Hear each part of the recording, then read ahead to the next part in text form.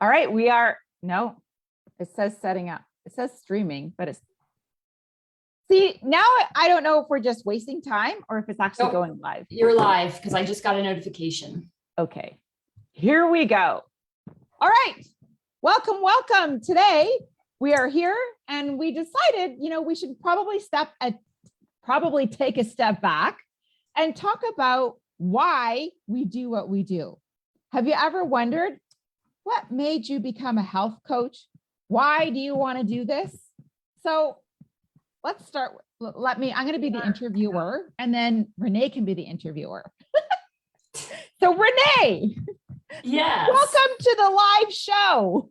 Let's get right into this. Why do you do what you do? How did you get into health coaching? What was your connection? Why are you spending your time doing this?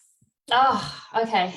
That's a loaded question, but right? I'll try to keep it somewhat brief, but I guess it all started roughly 15 years ago. This is my story, right? Yes. That I tell when I do workshops or whatever, that, first of all, why am I passionate about nutrition? And it started 15 years ago when I was sick. It was 1 year, and I can't remember what year it was. I should really try to dive in and figure out what year it was, but I remember getting the flu, and I never had the full-blown influenza. Like I never had it before. And I was out of work for almost 2 weeks, and it hit me hard. I remember it like it was yesterday, because, and now I think a lot of people understand because of COVID. I think it's, very similar, where it just knocks you on your ass, right? Yeah. Anyway, I was really sick. And I remember, like, even to use the washer and like to just get off the couch, I'm like, I can't do it. Anyway, I got better. And right after that, I got sinus infection. Now I'm prone to sinus infections. So I used to get them my whole life. So that I kind of expected it. Every time I get sick, I always end up with a sinus infection. But then I got strep throat, and then I had to go get antibiotics. Oh my God. Yeah. And back then with the sinus infections, they gave out antibiotics as well.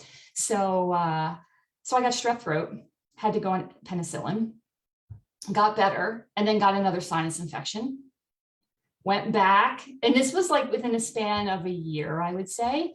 And then got another bout of strep throat. So I think that year I had the flu, I had strep throat twice, and I think I had 2 or 3 sinus infections. And I was finally at my wit's end. I'm like, what the heck is going on? And a friend of mine at the time said, why don't you go see a naturopath? And maybe something else is going on in your body. So I went and saw a naturopath, and she had me do some food sensitivity testing. And it came back, and I was telling you this earlier, Katrina, but the naturopath said, geez, I've never really seen this much red before. I mean, I was sensitive to so many different types of foods. And before that, I never paid attention to what I ate. I was clueless. I was just basically, I ate, I don't know what I ate. So she said, why don't we cut out these foods for a while and see how you feel? And oh my God, it was like night and day. It was a total, and to be honest, I haven't had strep throat since. Wow. I do get the occasional sinus infection, but I know it goes away in like 3 days. My body is able to fight it. And because sinus infections can last for, upwards of like 6 weeks or so. And funny enough, I had recently gotten a sinus infection, and it lasted longer. It lasted a whole week. And I was like, what the hell? So I knew something wasn't right. And that's why I was so excited to do the reset, because you and I are both running the reset at the same time. So I was excited to start it this time around. So obviously I was eating something. Sometimes we need it. Yeah, exactly. So, that's kind of how I started getting on the nutrition bandwagon way back when, and realized that nutrition actually, food is medicine. It can be. And what you put in your body is so important. And what I realized is, I don't have any autoimmune disorder or anything like that, but whatever I was putting in my body, the my body didn't like it enough that it started trying to fight it, and fight it by being in, having inflammation, being inflamed. And so when your body has inflammation, if your body's fighting inflammation, anything that comes in, like viruses, bacteria, the body can't fight both. It can't fight the food that it's trying to figure out what it is, and it can't fight the virus and bacteria as well. So something has to give, and that's what was happening with me. So ever since then, I've been, I got on the health kick. I was very careful about what I ate. That's when I started doing detoxes and cleanses way back then, and just loved how I felt. So fast forward, I should say my career before, I was in technology and, worked in the corporate world, moved up the ladder and did all this stuff, and basically lost my passion for technology. And if anyone knows, like in the technology industry, you kind of have to stay up you have to keep up with the latest trends and everything going on. And if you lose your passion for it, it's kind of hard. You just don't care. Yeah. So I got to the point where I didn't know why I was getting out of bed every morning. And so I finally just said, you know what? I need a change. I said, this is ridiculous. I'm going to try something different. And actually was considering going back to get my nutrition degree, 4-year degree, and ended up talking to a career counselor at a Christmas party. It wasn't like I hired a career counselor. I just ended up talking to somebody. His wife was in nutrition.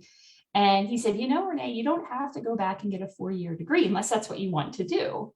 Because I was saying, God, at that point, I don't even know if you know this, I'm 52 years old, right? So I was like, late 40s when I decided this. I'm like, I don't want to go back to school for 4 years at this age and start over, like, not that it's wasting 4 years, but I don't want to just, he said, no, there's other ways you can do it. And that's when I started looking into health coaching and stuff like nutrition coaching. I was very focused on nutrition. So I ended up getting a few different certifications in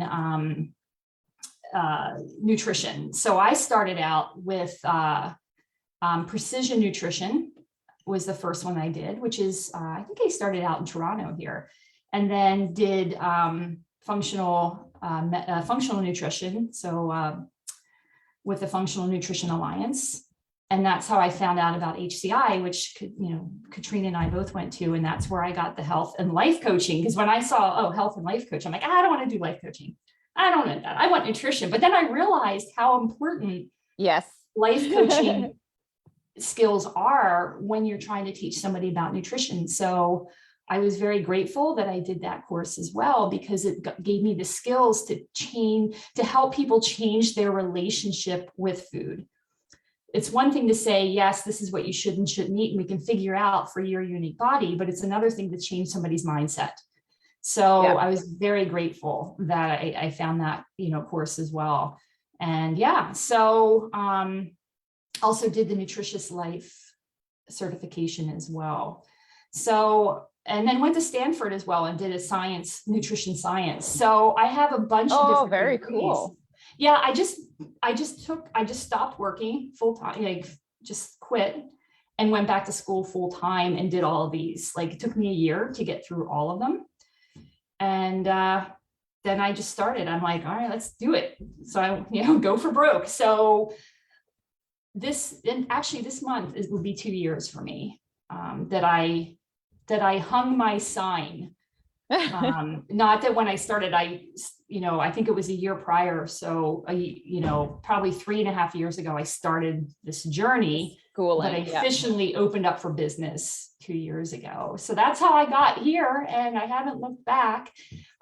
Still love it. Still love educating people and working with great people like you, Katrina. And, like I've met so many amazing people. I've learned so much about just different modalities as well. Like, in the spiritual world and the holistic world, like there's just so many things, so many different types of things people can do to heal. It's amazing. Kind of blows your mind, eh? I know. And I didn't even really know until I got into this space myself. I'm like, well, this is super cool. I met so many, really cool people. So that's how I got here. And I haven't looked back and love it. And we're going strong. Yeah. So, okay. So I talked a lot. So now let's hear about you and how you got to here today. Okay. My story in a nutshell. Well, I have always been a chunky kid. So I was always kind of porky. I think it's a little bit hereditary and how I was brought up. And then I ended up, meeting my husband, and I had 3 kids back to back. So after my 3rd daughter, I was like the heaviest I'd ever been. And I was like, oh, good God. And back then I did not know about eating. I did not know that food was medicine. All I knew was like, you have to exercise. Okay, well, I have 3 kids and a husband that was like a private in the military. So when you're a private, you're never home. And all of a sudden I was in a city where I didn't know anybody. I had no parents around to help. And I now had to take care of these 3 kids, and I was fat. But I don't want to I don't know if I want to say this live. There was, what's the word? A stigma, or there was a vision that I had seen of certain mothers, and I never wanted to be that. So in the community that I was in, there was a lot of obese moms with many, many children, smoking cigarettes, talking on their, cordless phones back then, out on the front porch with the kids running around, all looking like savages. And I vowed that I would never be that mother as I moved into this brand new community. So it's very important to me to figure out how to lose the weight. And I've always been an entrepreneur. The blood runs strong. I've dabbled in corporate because sometimes life changes and you need to have that corporate stability. But I used to be in Mary Kay, and I worked really hard after my daughter was born. So the day before she turned 1, I debuted as a Mary Kay sales director.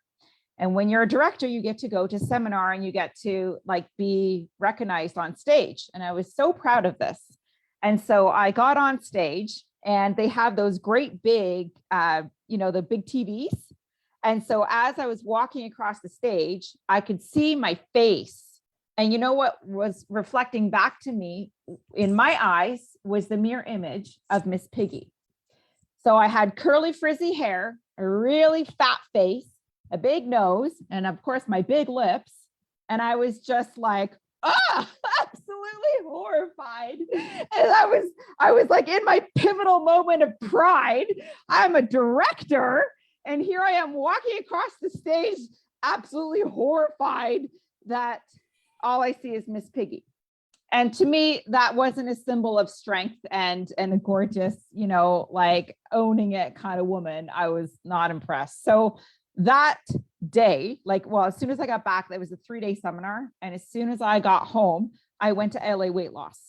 I had a really good class. I made a few $1,000s selling Mary Kay. So I took all that money and I threw it all at LA weight loss, and I did their program.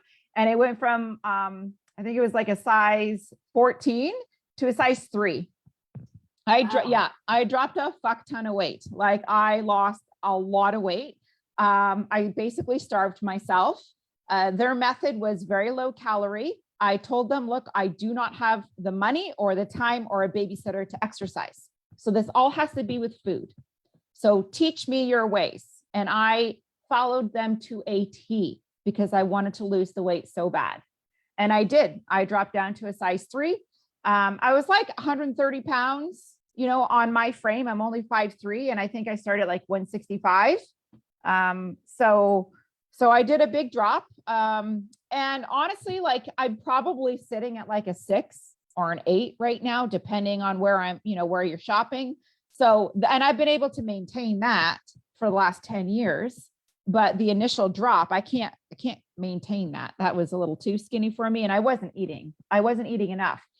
And so I had lost all this weight, and I was expecting after I lose all this weight, I was going to have all this energy, and I was going to be this brand new mom, and I was going to feel great. I had headaches all the time. I was always cold. I was always sick. I kept getting cold, like head cold after head cold after head cold. And I was like, oh, it's just the kids because they were in, at play school or daycares or preschools, because they weren't in, maybe my oldest might've been in kindergarten or grade 1 at the time, but I couldn't, I was like, what the hell? Like, I lost all this weight and eating so healthy, but I wasn't. What I was doing now that I know is I was on a chemical shitstorm. I was eating fat-free everything. I was eating Splenda. I would have a whole bunch of processed foods because they were low calorie, but they had no nutrition. And the chronic headaches was insane. And I was like, this can't be right. And I was always freezing. And I was like, oh, just because you lose weight. So that kind of started propelling in my mind that I no longer cared about being a size 3 or what the scale said. I wanted to be healthy. Then as my girls started getting older and they started playing sports, and I, definitely wear a proud badge of super mom. If anything happened to my daughters, again, my husband wasn't home. They had me, just me. So if there was an injury, I needed to be strong enough to pick up my kids. And I can't.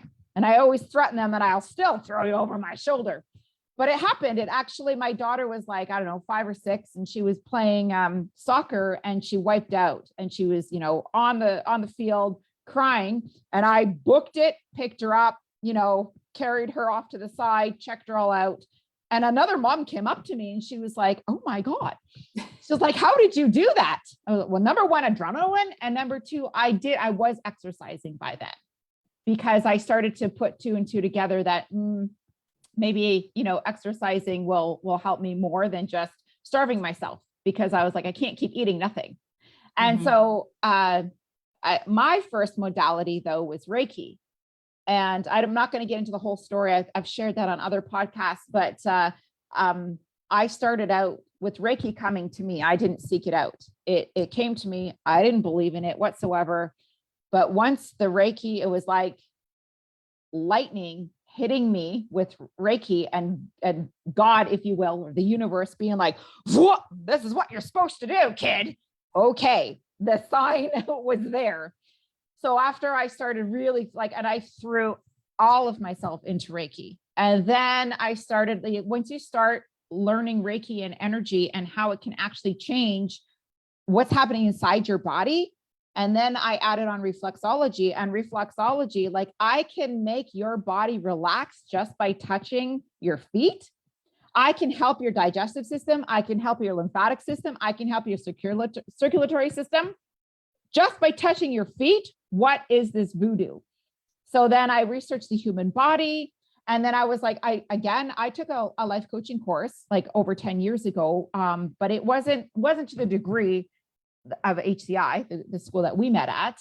So I knew that I was going to be redoing it when I took the health coach, because in Reiki, you learn about the human body and the energetic fields around. In reflexology, you learn about the meridians, but you also learn about all of the body functions. And of course, food comes into that. And I took some nutrition courses as well. It was through Alive Academy in Vancouver, BC. And so I do have some nutrition courses. I never wanted to be a nutritionist, because to me, yes, food is part of it, but I was more interested in, how do I make my life line up? What are the daily things that I need to do to make my body function properly? And it, sleep, water, food, stress, meditation. How do I turn my Reiki on? How to get more energy? So I was more into the habits. And that's what drew me into HCI, is because they not only teach how to become a health coach, but inside that, they teach you how to live your life, because you coach yourself first, how to be a health coach. And then the more research that I've done, now when I look at a person, I want to help you from the inside out. Let's get your body functioning properly. And then we're going to get you feeling better, looking better, energetically. Then, if you're open to it, then we'll talk a little spiritual. But that's kind of my story, as it was Reiki, reflexology, and then the health coaching. Well, a little bit of life coaching, and then health coaching and life coaching. And so, but now that's why I do what I do. And I have a hard time, because I do have personal training. do train people as well. But I didn't want to be a fitness coach. I didn't want to go balls to the walls and be a fitness coach. It was just a part of being a wellness coach. And so I do have like that mentality because I have flirted with why I like bodybuilding. You know, I came into bodybuilding a few years ago. I mean, I've always exercised. I used to like rollerblade and just do functional exercises, what I could do at home with the kids. And then I bought myself a jogger stroller and rollerblades. And that was like my saving grace. It was like how I could release my steam. And my daughter, I got her a bicycle. So my oldest would bike, and then I had a double jogger stroller, and we had like a 10K loop. And so I would do that like every day because it was my mental meditation, if you will, right?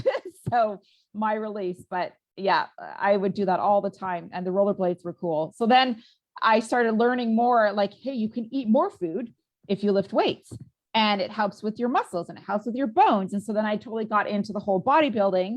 And I prefer to lift weights, cardio on the side, but, anyways, the mentality for bodybuilding is different than a health coach, similar, but different. And so I always have to make that switch, because if you want to go to stage, your mind is this way. But if you want to go to health, you're this way. And sometimes I get tripped up because I want to do this, but really then there's that little piece of me in the back of my mind that is like, but that doesn't make sense for your health. And if you want your liver and your kidneys and your colon to work properly, and you want longevity and functionality, you need to go towards the health. And so that's where I get tripped up, because of course I want to like get ripped and stand on stage in a sparkly bikini. That would be amazing. But what it does to your body, yes, it's temporary, but do I really want to do that? Because it's really not that good. And so the rules just don't match up. So I want to make sure that I am being the mindset of that hardcore versus, allowing yourself to have that break. It's okay to take a break. It's okay to be kind to yourself. It's okay to just go for a walk instead of go for a run, whatever, right? So that mindset shift. And then of course, health coaching, I always have to put it back to, well, my colon needs this, my liver needs this. Then this plan doesn't include that. So if I want to make sure that I'm staying healthy, then I have to be on this path. That's my personal. But when I'm coaching with other people, I'm always like, let's get your insides functioning. Because once your immune system and your organs are working like premium, then we can look at the rest of your habits and how your life falls into your health, and then stress management, burnout, whatever, food, exercise, all of that kind of falls into place. So that is my long-winded answer.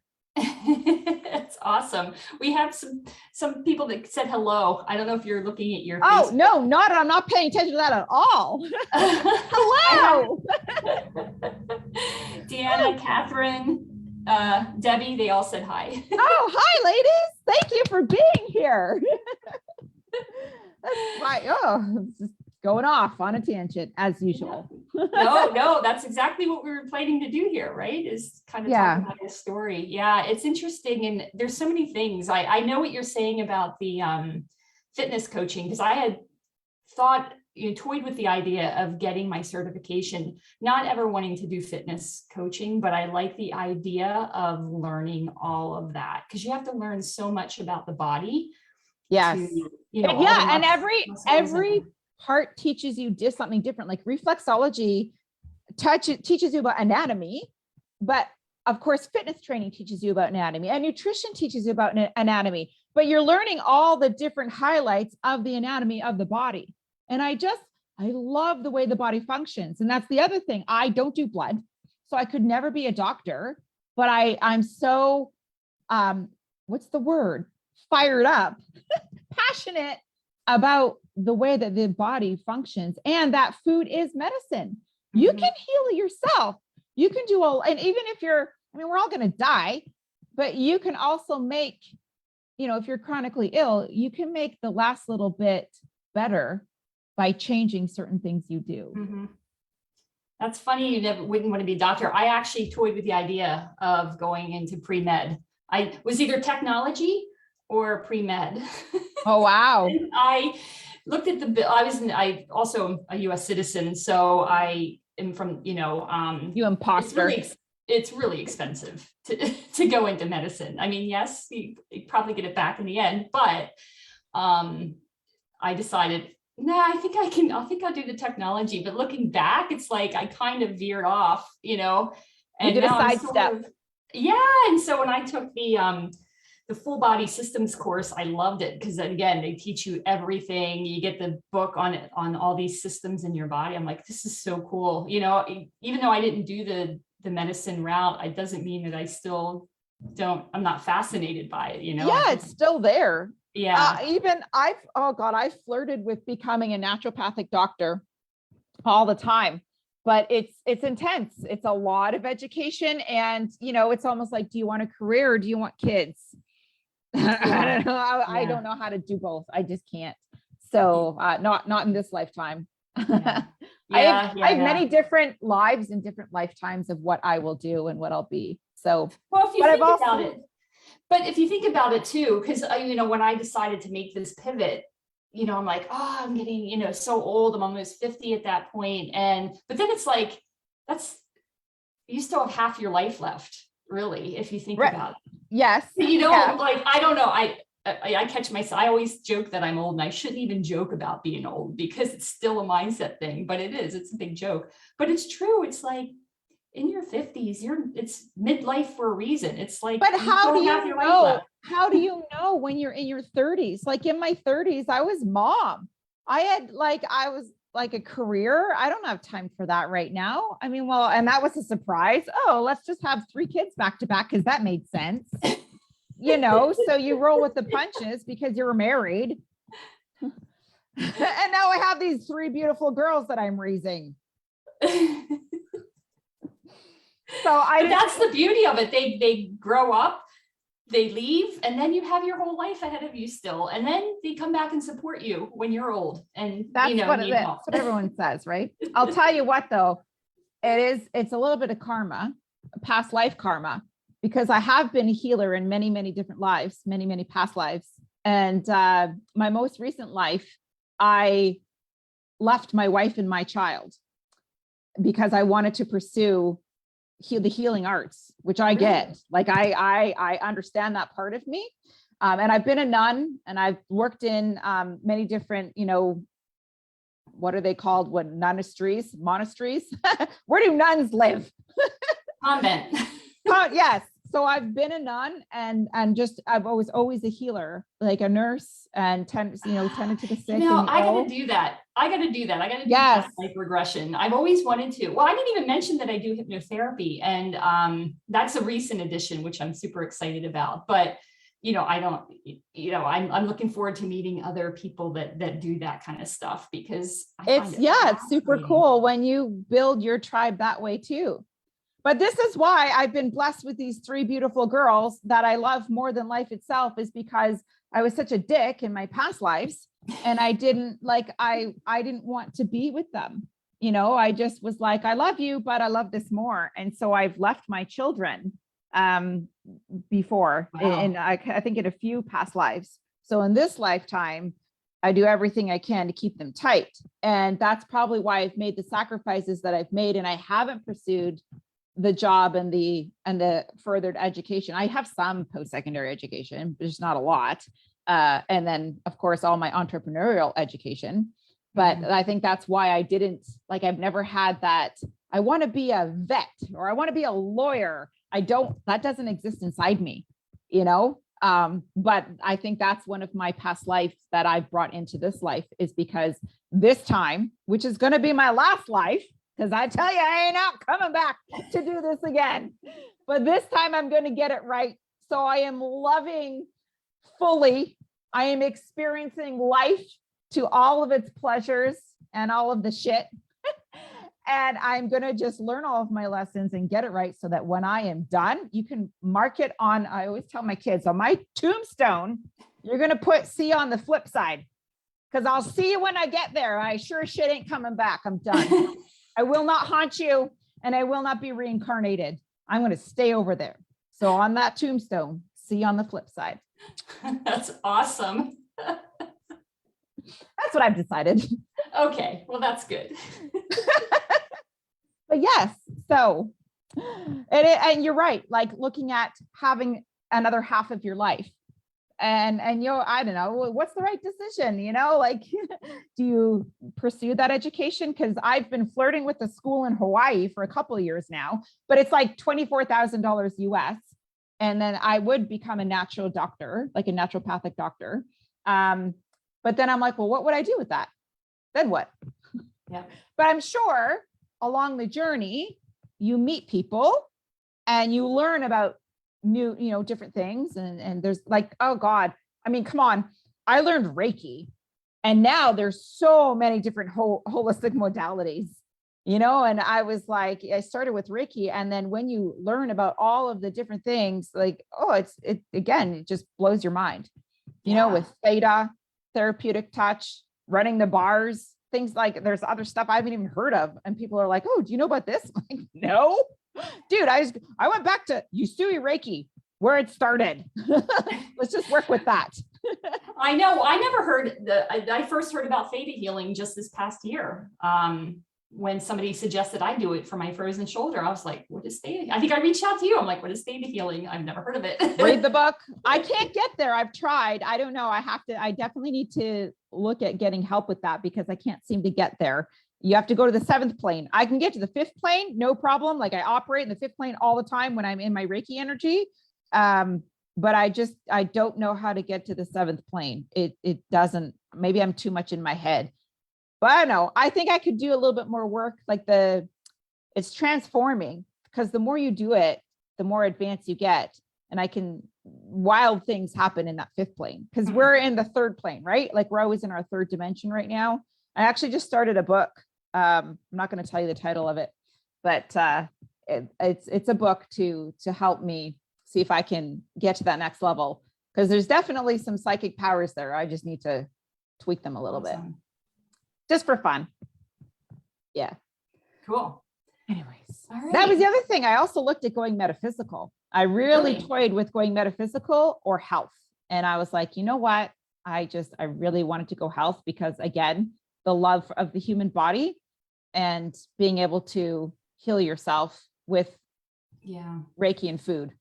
Well, I'm totally into that Netflix program, Tyler Henry, who's the Hollywood medium. Okay, I haven't watched it at all. It's actually fascinating, because he's, talking to, dead people. Well, I think he can talk to people that are alive too, but I just find it fascinating. Yep. He does it through scribbling. That's how it comes through. He has automatic writing. Yeah, but it's scribble, but then that's how, I don't know. I don't get it, but it's fascinating to watch. So I haven't watched it. I'll have to check it out. Yeah. So anywho. All right. Well, I think that's pretty good. Yeah. I think that was a good power hour there. Yeah. Yeah. Deanne was saying she's constantly battling sinus infections. I'll tell you, Deanna, I don't get them nearly as much now that I eat properly. And I find dairy is the worst. I'll have yogurt. I love buffalo yogurt, and I don't have it every day, but if I have it a couple days in a row, I can start feeling sinus issues coming on. So dairy is a big trigger for sinus infections. Oh, she's had two. Yeah, I've had one surgery on mine too, and it's kept mine pretty clear, but I still, man, it's food. It's food related. Whey, dairy, lactose. A lot of those are phlegm causing. And I'll tell you a secret. The human body does not need dairy. It's just a really nice sensation in your mouth. Yes, it's high in protein, but the human body does not need dairy. So if we're looking from a health point of view, not a bodybuilding point of view, because any kind of bodybuilding plan, they're going to put you on the yogurt or cottage cheese. And I can't do that. So for your health, you don't need dairy. Yeah, and we don't, right? It's a nicety. Other than our mother's milk when we're born, that's all we need. We don't need it. I'm pretty sure that mom's milk is lactose free. Just saying. Probably.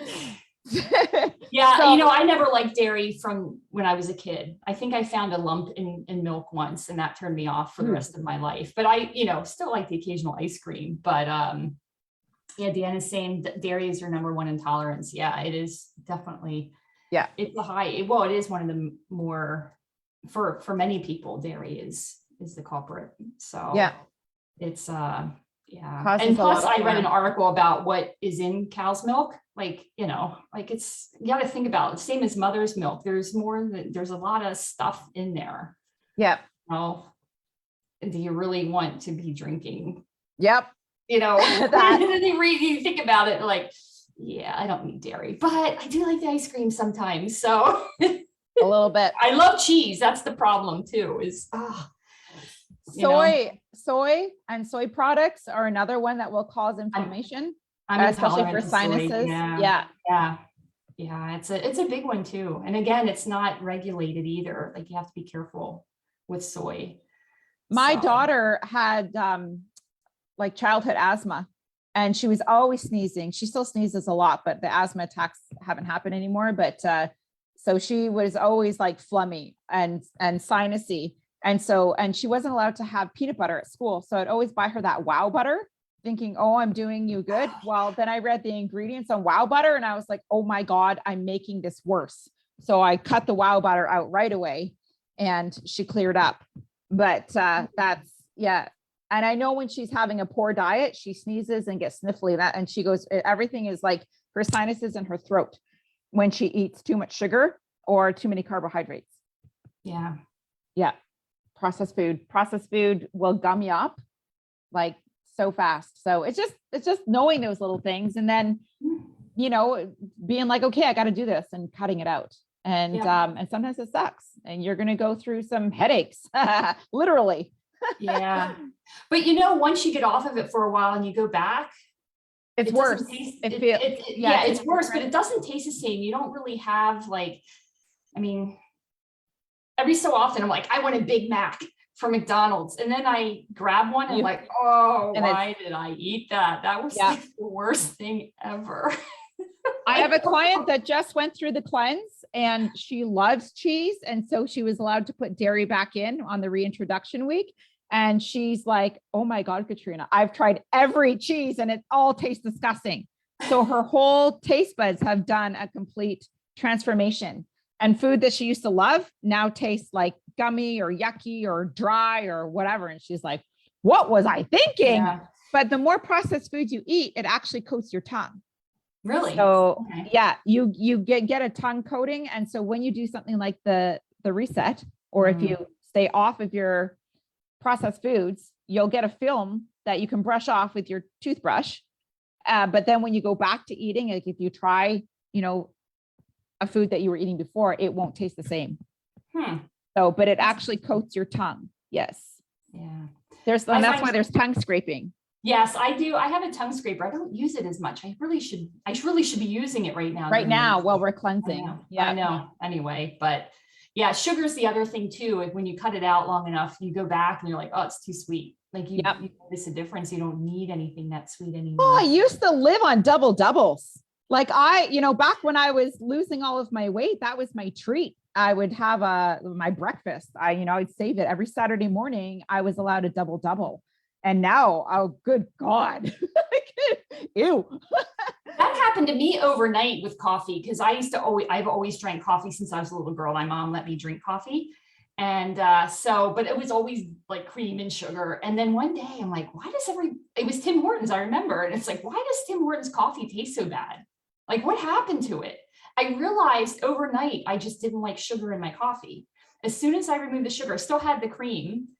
I'm like, oh my God, this is amazing. And so eventually I said, I wonder if I can get rid of the cream. So I eventually went down to whole milk, then went to, or homo milk for those of you in Canada. And then went down to like low fat milk, skim milk, and then cut it out. It took me a process, but now it's just black coffee. But yeah, I used to do that too. Like when I was young, I used to put evaporated milk in my coffee. Oh God, yeah. That thick stuff. Yeah. I don't know why. It's weird. Oh, that's intense. Yeah. I've been on black coffee that was actually probably probably like 10 years. Or maybe, yeah, 10 or 9 years. That was a big thing for me too. I was, when I lost all of my weight, it was like black coffee and with a little bit of cinnamon. But then I would have my double on the weekend as a treat. So did you give up coffee for your cleanse? Do I have to be honest? I'm scared. Why would you ask me that on a live? Renee. Okay, here's what I've done. I really hate you right now. I'm so sorry. Now I'm going to be honest. So I buy Kicking Horse, which is a very organic. Kicking Horse? Yes. I love Kicking Horse. So Kicking Horse is organic, and there's nothing wrong with the organic coffee. I have not had a Starbucks. I have not had a Tim Hortons. I don't do Tim Hortons anymore unless like if I want to get high, then I go and I have a black Tim Hortons coffee because there's shit in that coffee, but not while I'm cleansing. So thank you very much for making me be brutally honest, but I have only had 1 cup of Kicking Horse in the mornings while I've been cleansing. The rest, well, I already drank it. I've just water. Like I drink water and black coffee. No, so that's it.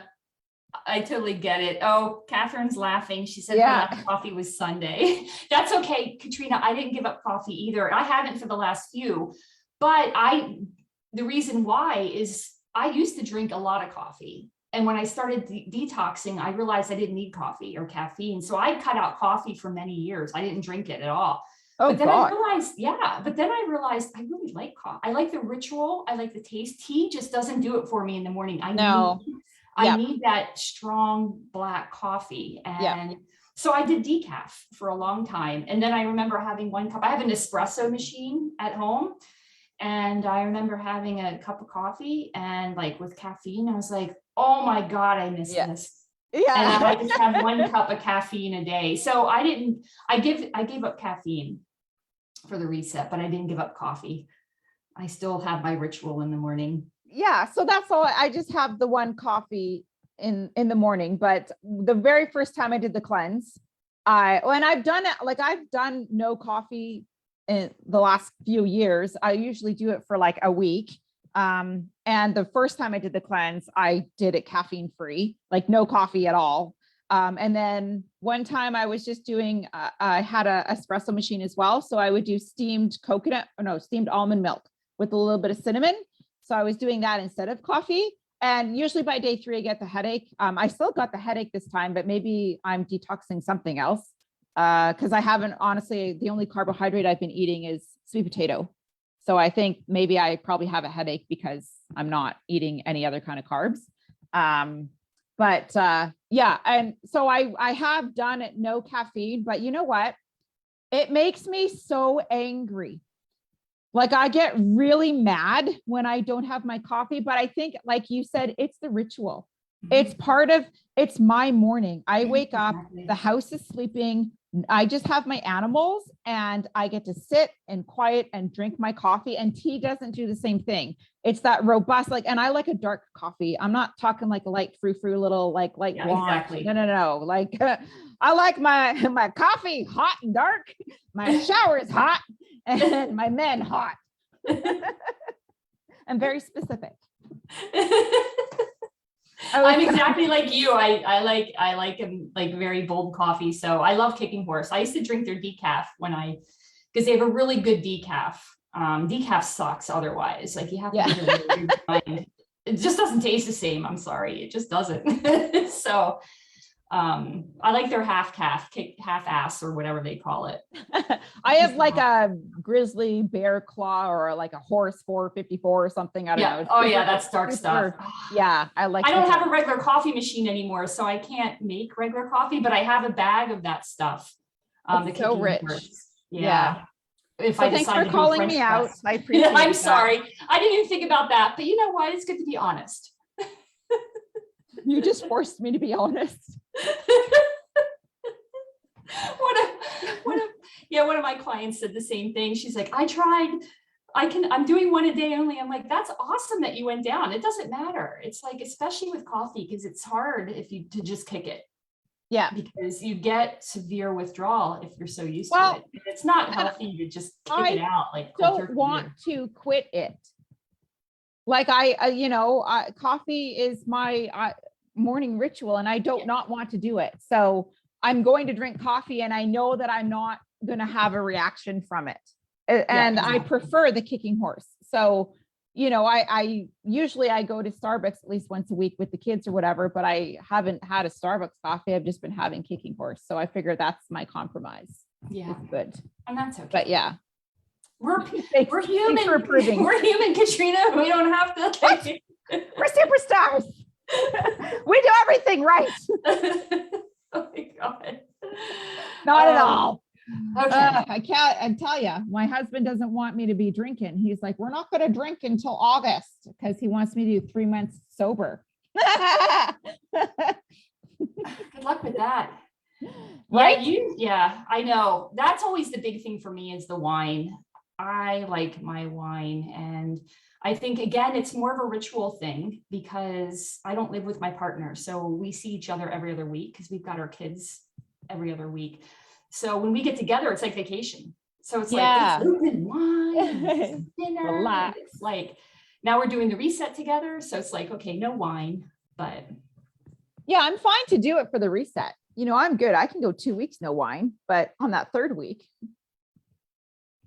Yeah. But you know what, though? I'm not a big sugar eater. I don't eat a lot of processed foods. I don't have dairy. So, Yeah. I'm like the wine and the coffee. Well, that's There you go. I rationalize it, but I don't drink when I'm cleansing. Like, Yeah. that I'm honest with. I am not drink. I'm 100% honest. Yeah. It's just a little bit coffee. Anyways, all right. We're like, this is probably long enough. Yes, I think we've been on for a while. So yeah. Okay. Bye. Thanks. Bye. Stop it.